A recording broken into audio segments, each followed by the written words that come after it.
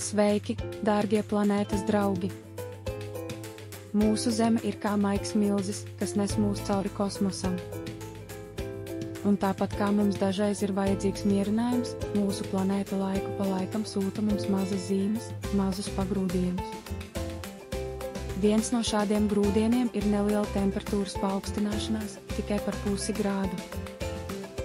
Tas ir Zemes veids, kā pateikt, hei, vai jūs varat mazliet palīdzēt? Domājot par savu rīcību ir kā mierinoša atbilde. Kad mēs atkārtot izmantojam rotaļlietas un instrumentus vai rūpējamies par augiem un dzīvniekiem, mēs sūtām Zemi atpakaļ siltu apskāvienu.